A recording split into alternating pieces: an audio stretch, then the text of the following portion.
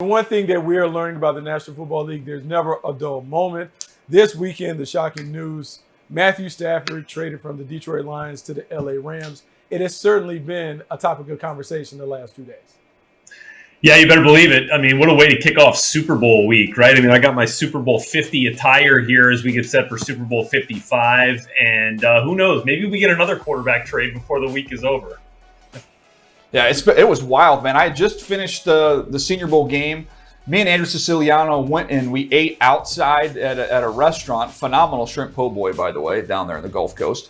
Had a great dinner, and then go back to the room, starting to pack up, and then my phone just starts blowing up about this trade that happened with Matthew Stafford being traded from Detroit to the Rams, and coming back the other way, you get 2 first-round picks, a third-round pick, and Jared Goff.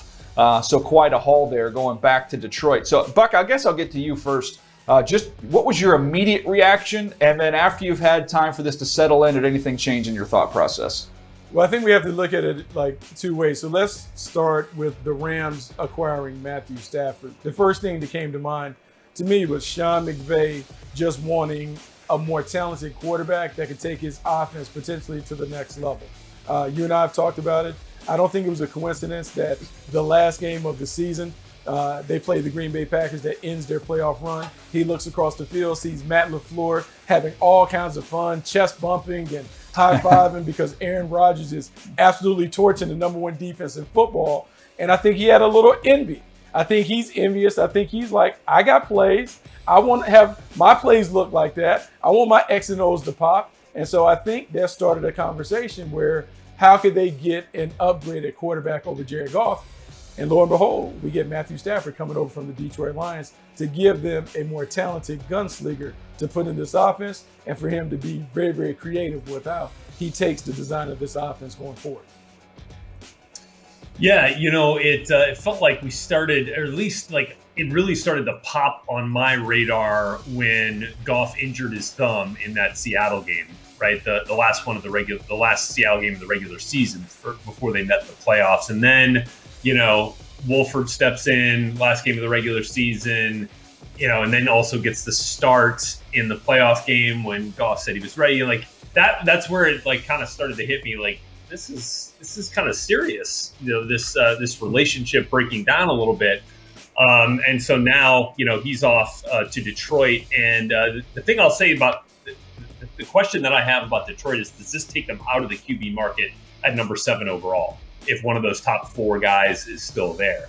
Like that is something that I'll be really interested to see here and talk about in the next couple of months. But on Matthew Stafford, just to go back in time here a little bit, Matthew Stafford is still the talk of the Manning Passing Academy down in Thibodaux, Louisiana every summer. Because he is the one guy that out of all of the stars, out of all the Heisman Trophy winners, all of the top draft picks that have come down to Thibodaux to coach up these high school kids as college players, Matthew Stafford is consistently the one that Peyton Manning has said and Eli Manning has said had something different than everybody else. And they don't just throw out, credit like that. They don't just throw out praise like that. It was earned, and I think we kind of knew that Matthew had a special arm and special talent coming out, and I think we've seen that. My dad got to spend 7 years with him in Detroit. Absolutely phenomenal ambassador for a franchise, and so I think the Rams are really getting the total package here, and as tough as they come as well. Yeah, I want to piggyback on Stafford to the Rams portion of it. We'll go around the horn again and look at it from the Lions' perspective and what this means for them. But if we stick with the Rams here, a couple things. Number one, I'm with you, Buck, when you're talking about the Aaron Rodgers thing, being able to see where this same exact offense can go. And I think Sean McVay is an elite play designer and an elite play caller. And I think you don't necessarily get the maximum out of him when you don't have the entire playbook at your disposal. And I think really the lack of explosive plays had become a very station-to-station offense, and I just don't think you can consistently win playing that style. Tom Brady's been the one guy who did it in New England for a long period of time playing like that, but now even Tom, you're seeing him go to Tampa, and it's a lot easier to score points when you're getting chunks down the field like they're doing there. So I think they want to get more dynamic, and I think Stafford's going to bring that element to them. So where maybe you match up with Rodgers, you're maybe not still at that Rodgers level, but you've closed the gap to be able to play that style of game. They were winning a lot of games with their defense. You know, they run the ball well. They're always going to be able to do that. If you look at the Shanahan tree, those guys are always going to be able to run the ball. It doesn't matter who's in there. That's going to be there. But they needed more in the passing game. So I think that's why you see this move. And I think, and I'll kick it over to you on this one, Buck, but I think this is, I want to give you some names and tell you what they all have in common here. For the Rams, John Johnson, Cooper Kupp, Tyler Higbee, Cam Akers, Van Jefferson. These are all guys they got outside the first round.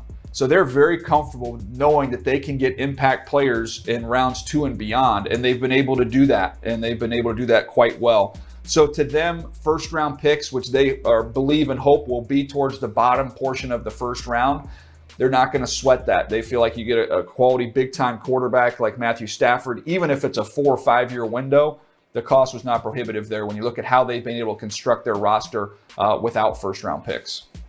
Look, I agree with all of those things. I think Matthew Stafford does give them something that they didn't have in terms of being able to stretch the field.